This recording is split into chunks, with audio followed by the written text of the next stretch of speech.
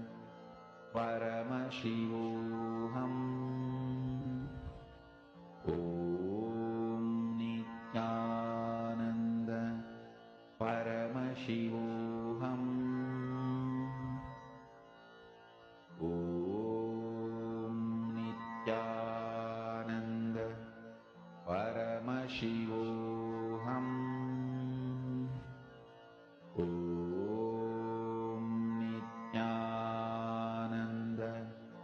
Paramashivoham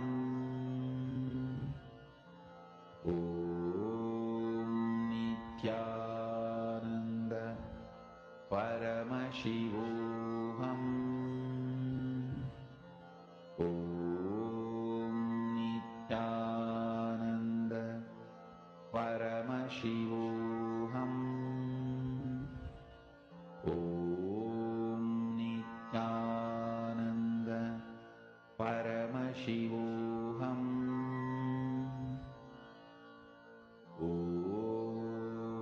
Nityananda. And please relax. I request all the participants to share how many of you have manifested this successfully.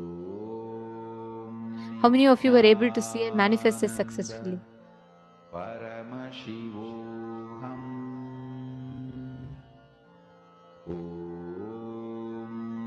Nityananda Paramashivoham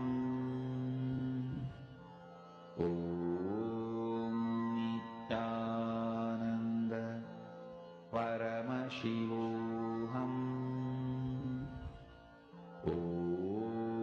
Nityananda Paramashivoham.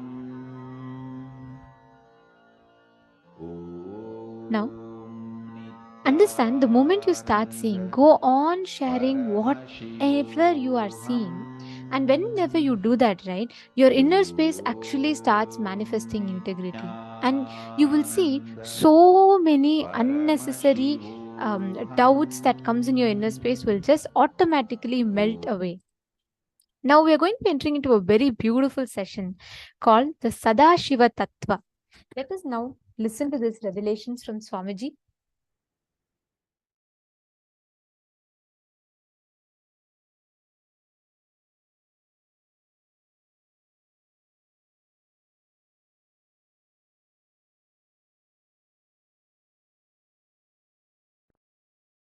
Creation, sustenance, rejuvenation,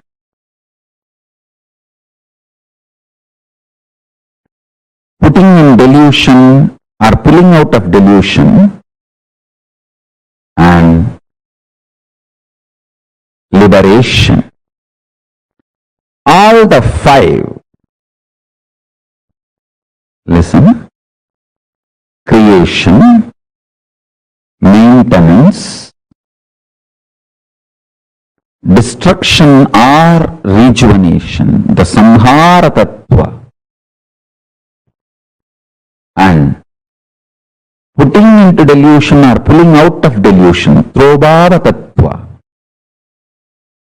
and liberation. All these five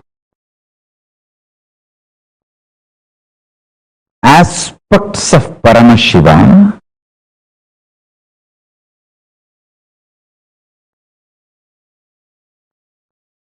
is centered on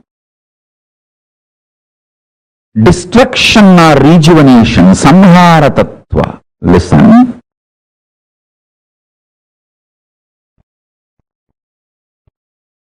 If you cognize yourself powerfully as life, conscious, climax of your life will be rejuvenation. End of your body, you will be rejuvenated. You will not be dead. You will enter into Jiva Samadhi. You will enter into Mukti. Jivan Mukti. Listen. If you cognize yourself as body, just body, naturally, when you die, your end will be death. End of your body will be your death. If you cognize yourself as consciousness, end of your body will be mukti for you. Because you know your consciousness and you will be liberated from this body. you will radiate your Paramashiva Tattva. End of your body will be mukti, liberation, if you feel, if you decide to cognize your consciousness. End of your body will be death, if you decide to cognize your body. Understand? Whether you are going to be destroyed or rejuvenated, that decision is dependent on your conscious decision to cognize yourself. For example, if you cognize you are a cancerous tumor, you need to be removed from your body. If you cognize your body, removal of the cancerous tumor will be liberation for you. If you cognize you are a cancerous tumor, when the surgery is done, you will feel you are killed. If you cognize you are a body, when the surgery is done and the cancerous tumor is removed, you will feel healthy. Which side you decide to associate yourself decides whether you are going to be killed or rejuvenated at the end of your life. Listen carefully.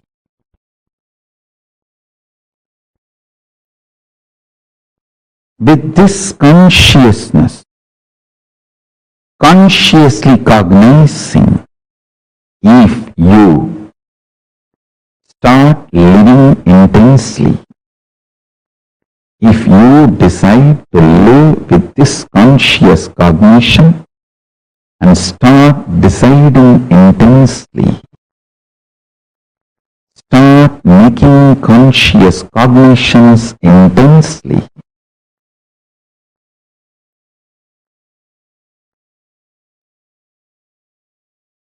every principle you realize will become liberation. It will manifest as powers.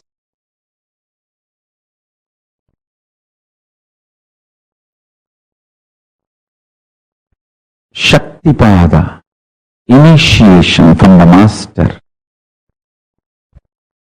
electrifies your body, Kundalini Shakti, your physics, and makes the alchemy in you and makes your biology alive to manifest powerful cognitions into powers. The pure science into applied science. Pure science is the principle of time, Kala Tattva. Applied science is ability to play with time, stop the time or move the time and change the time. Understand?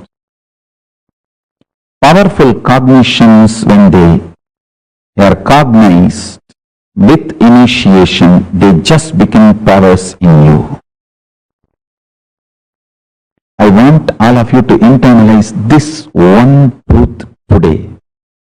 Then I will lead you step by step, step by step.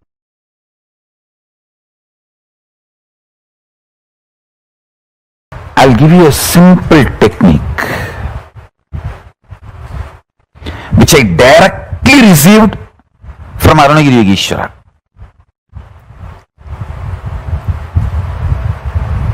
See, Arunagiri Yogeshwara is like literally my uncle, a very friendly, sweet uncle with whom you can tell everything. I'll tell all the gossip stories of Tiruvannamalai. It's not that I had only serious talks with him about enlightenment, cosmos, prapancha. No. Many times I will go and tell, I heard this person is having that person as a keep and this person ran away or that person died. All these village rumors, gossips, I will go and report to him. Once I was reporting a death which happened in village, local village, to him, and said that a lot of people have gathered. This elderly person is dead. So slowly conversation turned towards death. And I asked him exactly what is death and what is its impact on the life. Of course, he gave me many wonderful understandings, realizations, including the experience. He showed me how the life moves and all that. Finally, I wanted to share this part today with you all. Many things he revealed, and I'll share that in other satsangs. Now, I wanted to give this one important part to all of you. I asked him, how to conquer fear of death? He stretched his hand and said, anything you ask, will you give? I said, what? How can you even ask this as a question? It is yours. Please tell me. He said, give me your life. I said, whatever I know as life, I experience as life, I feel as life, it is yours. I put both my hands and held his hand and put my head on his hand. And he said, now you are dead. And actually I saw everything stopped functioning. I don't know how long the time was. The next I heard is, I am alive in you from now. And then he said, now I have given this life to you. Everything you have now from this moment is a bonus. I tell you, from that time till now, whenever I feel any difficulty externally, internally, only one thing I will remember, I am already dead. Now whatever I am having is a bonus. Come on. This one realization, even now it stays in my guts. It stays in my guts.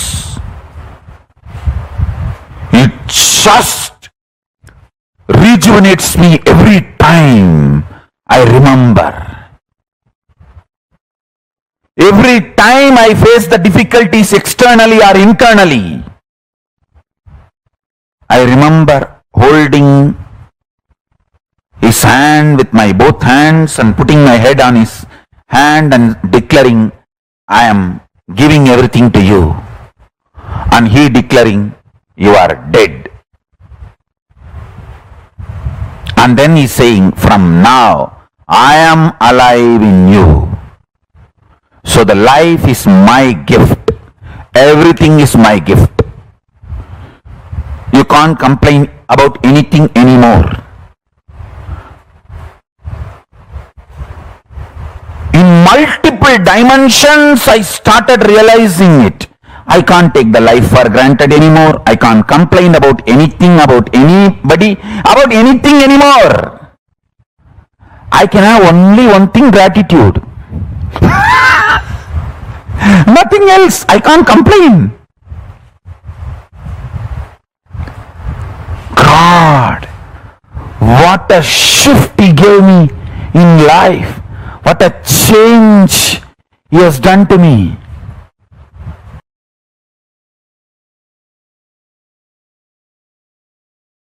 A girl will not even have courage to run and escape from a stray dog, but if the same girl is having her child with her, she will fight with the lion, tiger to save her child, because the responsibility is due to love. Love triggered responsibility is an ecstasy, joy, not load. When you know all your struggles, He is struggling, You will take responsibility supported by love. Intense love triggered responsibility is ecstasy. If you understand this example, you will understand what I am saying. A girl won't even have the courage to run and save herself from a stray dog, but she will have a guts to fight with a lion or tiger if she has her child need to be protected and defended, because it is love triggered responsibility.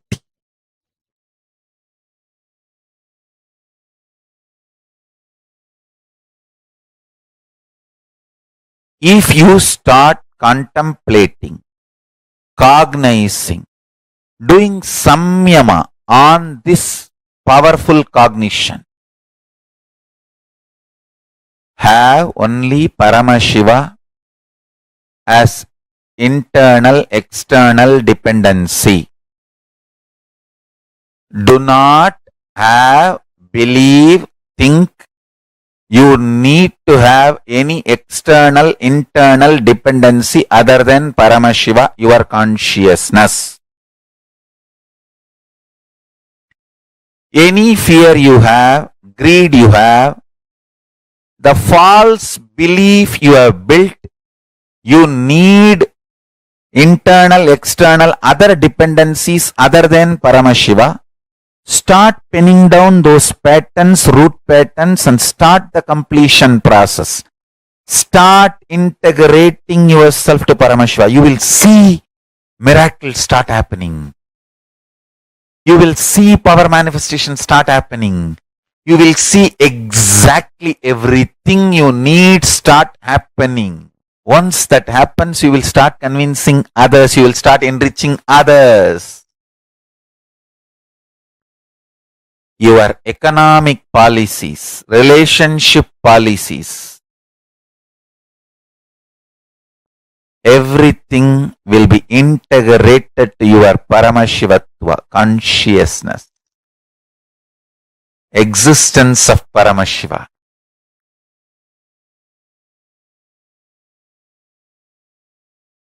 I am telling you, if you start doing dharana, pratyahara on this truth, hundreds and hundreds of truths will be revealed to you.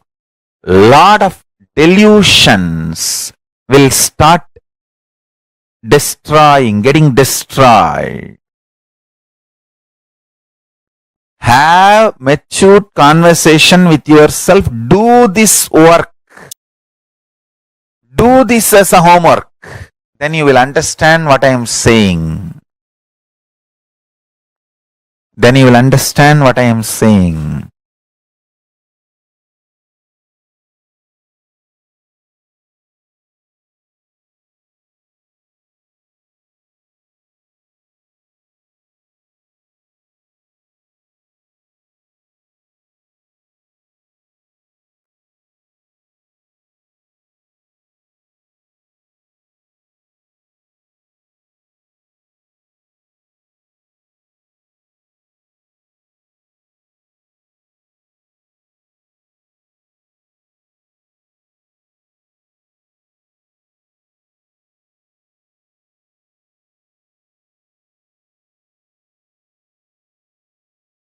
Listen to this sacred secret. Listen. Initially, when you put this idea into you, you will have too much of resistance, anger, guilt, fear, too many things coming out. And powerlessness. No, this is not for me. First of all, this may not be true. Second, no, this is, even if it is true, not for me. No, this may be true for the people who don't have to work for their food and paying the bills. No, maybe it is true for the people who are sitting in Kailasa and enjoying the happy, free life. All kinds of thought currents will come inside. Sit, have a little patience, listen.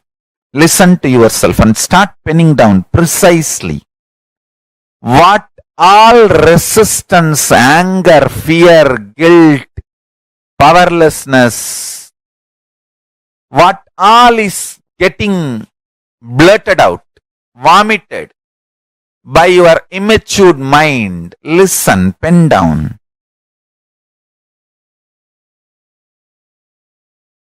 Do completion 2-3 times. Sit with mirror. Actually, I tell you,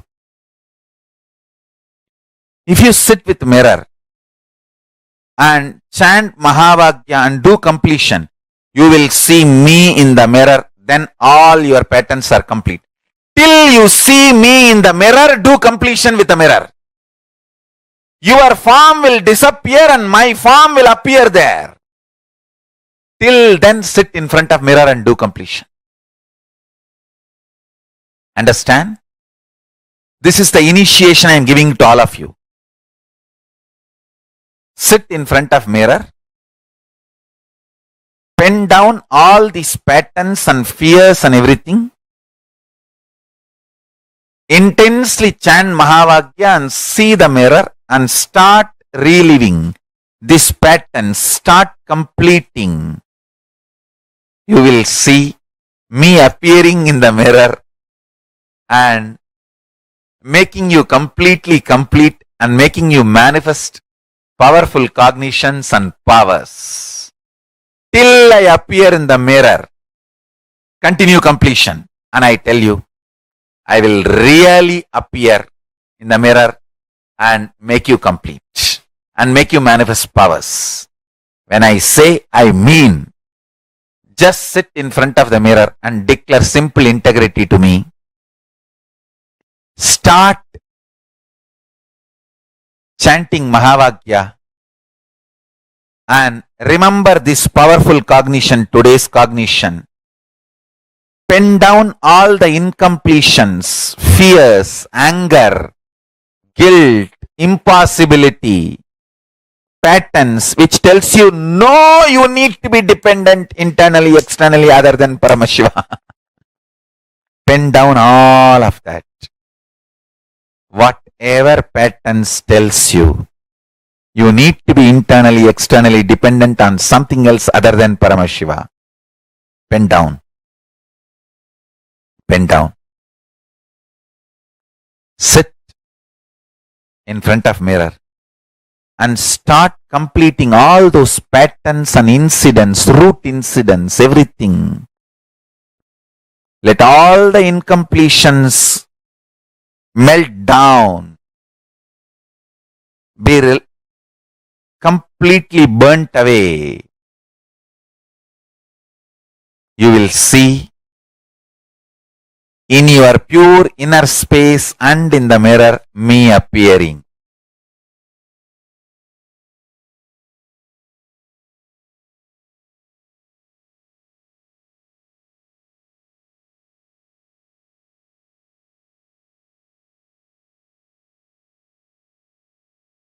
Paramashiva and Parashakti's intense presence will be happening. Both Paramashiva and Parashakti will be manifesting through this form.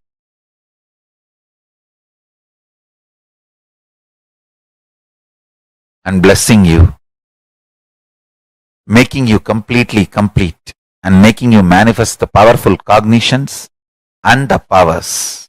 I bless you all. Let's start this homework today.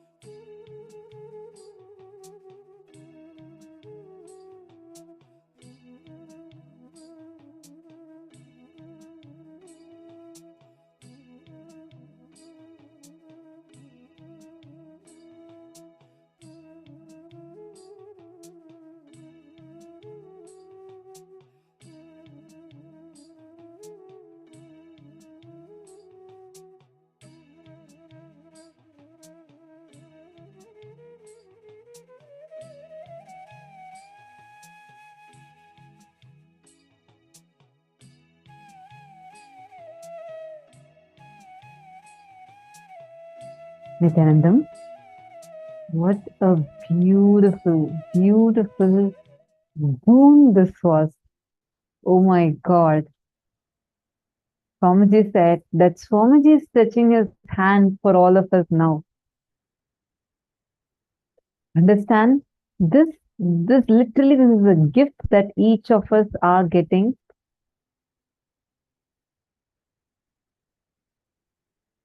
I request all the participants, take a moment now. I request all of you to post what exactly you want to declare.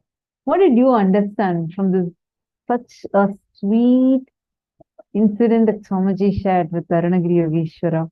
What did you understand? What did you experience? And what is it that you want to take as a declaration? Come on. I request all of you, take a quick few minutes and please post it. What is it that you want to make like a declaration that you want to take up? That you want to declare and say, Swamiji, from this moment on, this is what as a declaration I want to make. Take a few minutes.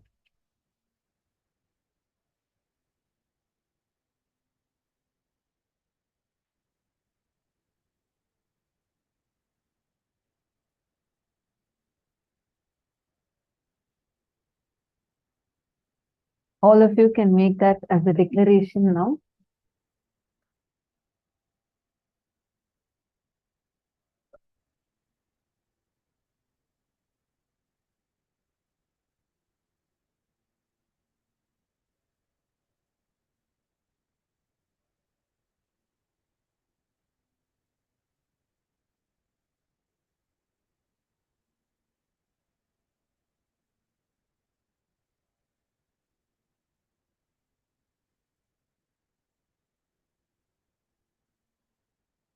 This tattva that you all just listen to now is called as the Sadashiva Tattva, declaring that literally you even realizing that the delusion and rejuvenation is all, or even rejuvenating yourself is your own dimension. What a boon, what a blessing. Taking the declaration, making the declaration that from this moment on, declaring that you are dead and only Paramashiva is alive in you, only Swamiji is alive in you. Wow. This is the Sadashiva Tattva. How many of you felt like literally you're getting teleported there to the experience that Swamiji was experienced with, what he was sharing about? See, today, the boon, the blessing that Swamiji has gifted to each one of us, just phenomenal, like incredible. Swamiji has Sadashiva Tattva is knowing even death is your own dimension. When you know destruction is one of your dimensions, it becomes rejuvenation. When you know, you put yourself in delusion, you get out of delusion. Start making this conscious cognition intensely. Every principle you realize will become a liberation for you. Just understanding that, see, as long as we think someone else is the reason for our suffering, we go on being in the suffering more and more and more. The moment you realize even death is your own dimension. Can I request all of you to post your understanding? What did you understand as death being your own dimension? Becomes rejuvenation. When you understand that death is also your own dimension, it will become rejuvenation. This is what Swamiji said, right? Can each of you please post what did you understand just by this one statement? And give me an example of how you are able to map this cognition to your life. Come on. Wegzu, Makarman, Alihu, Zijiang, Magaixiali. Take a few minutes and please type.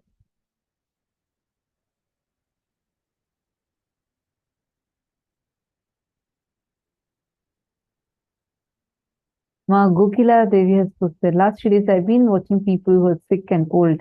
They're going to hospitals, consuming medicines, and they're not getting any better. I realize I only need Bhagwan as my insurance for better health, wealth, knowledge, security, and more. Understand, Ma Gokila, making this declaration that from this moment on, I am dead. The declaration Swamiji made to Arunagiri Yogeshwara, making that and taking Swamiji not just as their first priority, but he's the only priority, will shift your inner space so powerfully. You will not have even the fear trying to cross in your inner space. I understand the powerful cognition you have posted. I just wanted to add to what you have posted. Just cognizing, that is what when Swamiji says, right? Cognizing that death is your own dimension makes even death as rejuvenation. Come on, all of you, let's just so many of you, Ma Indra, Ma Bhilasha, Ma Yogamalar, Ma Susan, can I request all of you to post? What did you understand by this one statement? When Swamiji said, cognizing that death is also your own dimension, makes death as rejuvenation. What did you understand with that? I'm just going to show you all the powerful cognition for a brief few seconds, few minutes. Read this, cognize, contemplate it for a few minutes, and I request every one of you to post your understanding. Come on.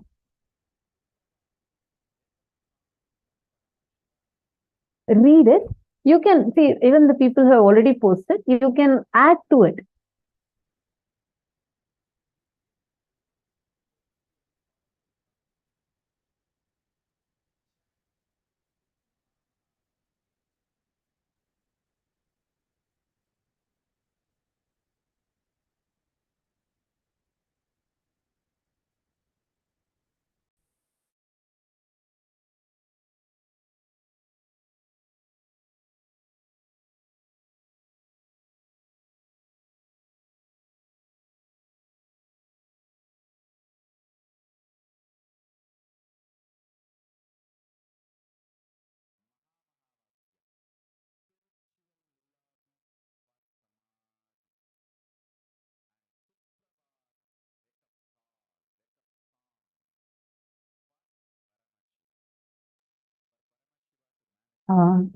Ma Daniel Haran, I saw your message. You have posted saying that you need healing and you're extremely sick.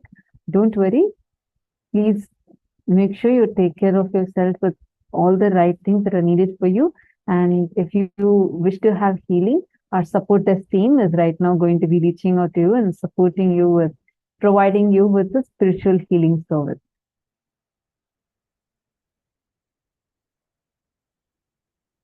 Don't worry. And Swamiji is there. Swamiji will take care. Okay. All right. I see many of you who have posted the cognition.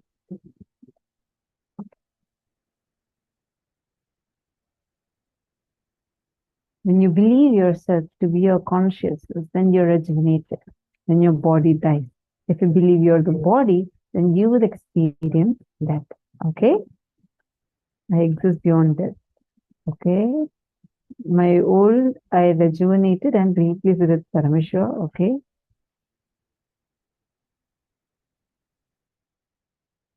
Magokila. I don't understand the last line. When you're in delusion, you get out of delusion. No. When you understand that you put yourself in delusion, immediately you get out of delusion. See, listen carefully. First, cognizing that death is your own dimension means you realizing that even the death happening to you is not death. Like, as long as you feel that something is being removed from you, you feel that to be death. But when you start cognizing even that is your own manifestation, you will suddenly, slowly start realizing in so many dimensions, it's only rejuvenation. You can look back into your life, even the situations where you felt it is the most cruelest thing that has happened to you, and you felt like your identity died, you lost something. Look back at it. When you take the responsibility of it, don't even worry about responsibility also. Just cognizing that even that only is happening, you are manifesting it. You will suddenly start realizing that it is becoming a rejuvenation. You're reinventing yourself. How many times in your life you have been able to reinvent yourself, rediscover yourself? That is one. Second, what pulling yourself out of delusion? The moment you realize that you put yourself in delusion. A simple thing. When you are dark and suddenly you see the curtain is flying, and just 2 days ago you had seen a ghost movie, a horror movie, and now all of a sudden your hormones are getting up, and like all the adrenaline is getting pumped in you, and you're getting so afraid. You start feeling that there's a ghost. That's why the curtain is dangling like that. It's probably a fraction of a second, but that time you experience a serious fear stroke. Like literally, you go through a strong fear that just hits you. The moment you realize that you are imagining that there's a ghost, you just turn on the light, everything will be all right for you. Or you will sit and just complete that fear. Again, this fear is not going to surf up again. The remembrance that you are the one who's putting yourself into the delusion is powerful enough. Just the remembrance is powerful enough. It'll pull you out of the delusion. How many times you realize? Sometimes you make it as a huge issue for no reason at all. The moment you realize that you are the one who's creating it, it would be a simple thing. Swamiji said, actually this happened. A couple came to Swamiji, and this husband came to Swamiji, and like that guy is telling Swamiji, I really want to divorce my wife. I just want to divorce this. This relationship is going nowhere, Swamiji. I just want to divorce. Please bless me to divorce with my wife. Swamiji says, no. See, first, what happened? And this guy is telling Swamiji, you do not know, my wife is conspiring to kill me, and she's completely against me, etc., etc., etc. Swamiji calmed him down and asked, what exactly happened? The guy said that when we were getting married, from that time on, she's conspiring against me. Today also she conspired. That is why she did not put enough sugar in the coffee, and the coffee was so hot, and she served it to me, and she wanted me to pour it on myself, and then she can use that to even kill me. So Swamiji explained to him how he is putting himself in delusion and how he is collecting various different incidents and linking it. And then the guy got completion with his wife, and his relationship got back to stability. But that same thing is what all of us are doing in our life. It may sound funny, but for one coffee, sugar not being enough, he wants divorce. But that's what all of us do. We all are continuously putting ourselves in delusion in various aspects. The moment you realize you are the one who's putting yourself in this delusion, immediately you liberate yourself from it. That's The best news of the whole thing.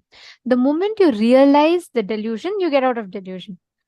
See, it's like this. A best example. Let's say suddenly your house is thinking, okay? It starts thinking so bad, and you're trying to find out where is the source of the smell coming from. And it's thinking, you go and search everywhere. Finally, you find out that there's been a pile, like a garbage bag, sitting right under your bed, and that is causing the smell throughout the house. What do you do? After that, it's simple. Just take the garbage bag and chuck it out of the house. The process is difficult only as long as you don't know the source of smell. So, what you need to spend your time on is finding out the source of smell. That is a little difficult process, but the moment you find, it's just taking it and throwing it out. That's all. That is, the blind spots is something similar. Only as long as you don't know, you get stuck. The moment you know, there is no point, there's no need for you to even struggle. It is just simple and straightforward. That's all.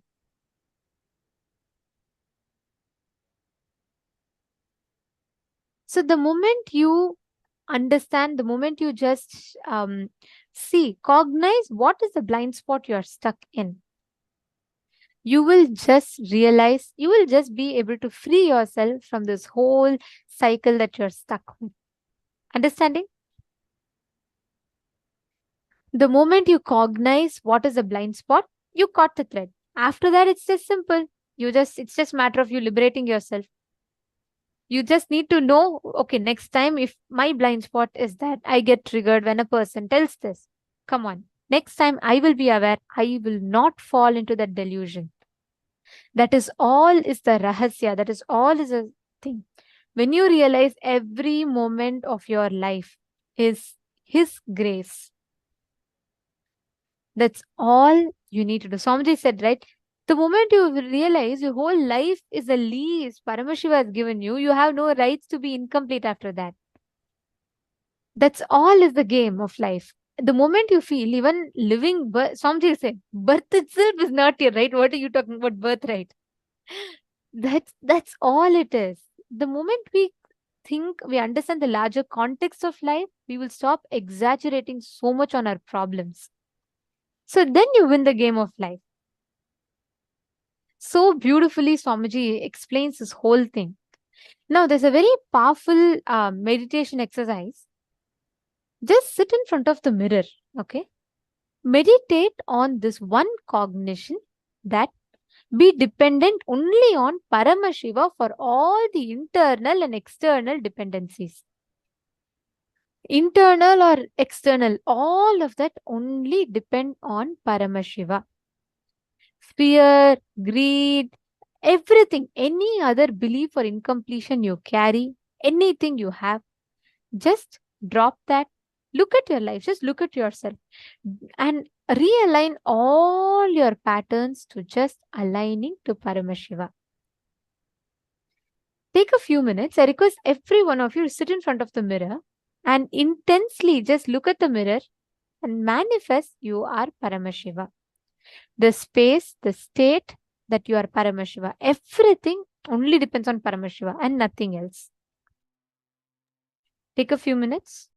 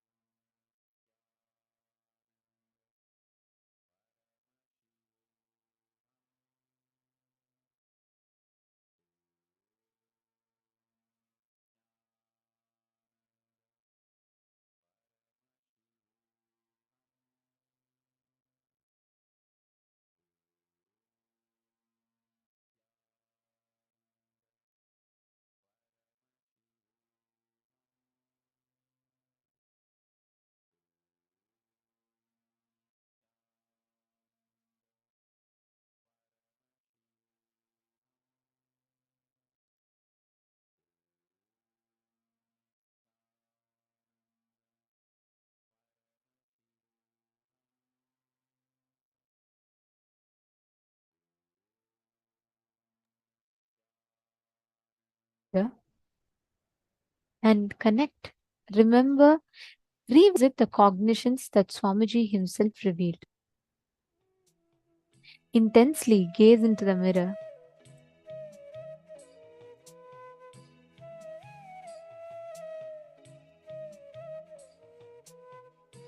Revisit with understanding that you are Paramashiva.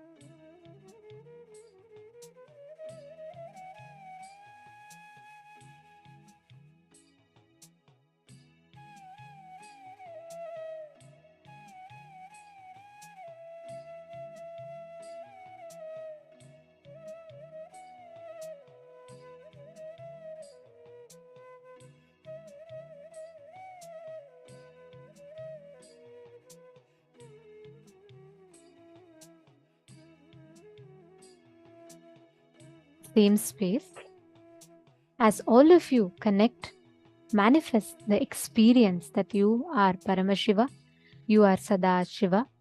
This space that you experience, that experience is Paramashivatva. That experience is that ultimate manifestation of Paramashiva. That experience is the most powerful, auspicious Ananta Kalyana Gunas of Paramashiva. Now, as all of you are manifesting this space, just sit with that same space, exact same space. Take any object that you want. You can probably put a needle in the water and just declare. You will see the matter in front of you will listen to you. Just declare. In this space, just declare. Choose any object that you want. Place it in the matter, place it in the water, place it in the water, and just sit with that space and look intensely as Sadashiva, as Paramashiva. Just see how you will manifest this experience inside of you. Let us all start the manifestation. Please sit straight. Any object you want, you can simply keep it and move it. Needle, rice grain, blade of grass. Just sit, but make it as a conscious decision in you. Don't get stuck in any delusions. Understand, any cognition that convinces you can't is a delusion. Simple formula. So don't get caught in delusion. Just continue to manifest intensely in the space of Paramashiva, Paramashivatva. Please start. Paramashivoham Om Nityananda Paramashivoham Om Nityananda Paramashivoham Om Nityananda Paramashivoham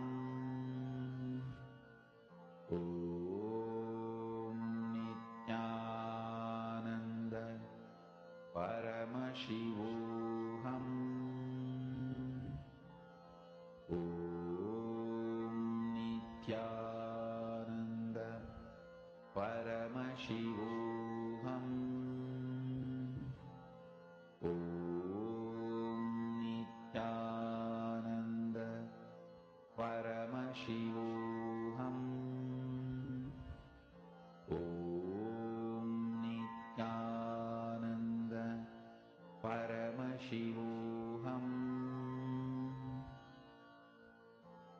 Om Nityananda Paramashivoham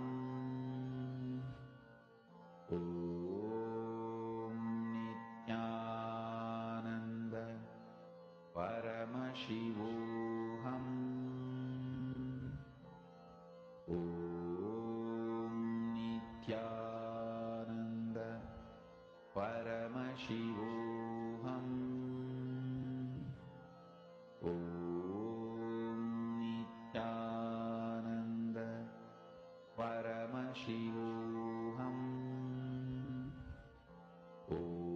Om Nityananda Paramashivoham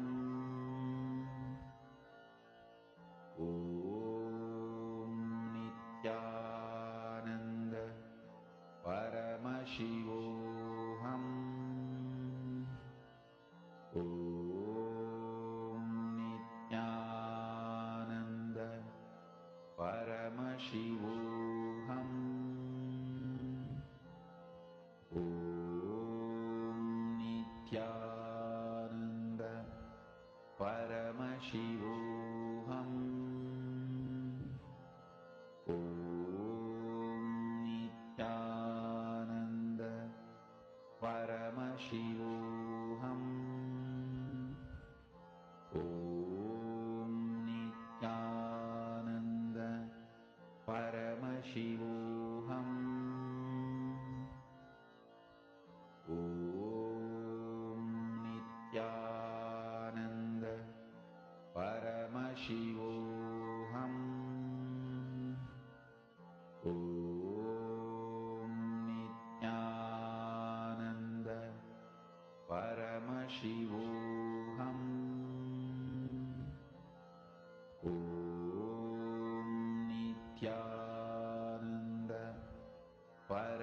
Paramashivoham.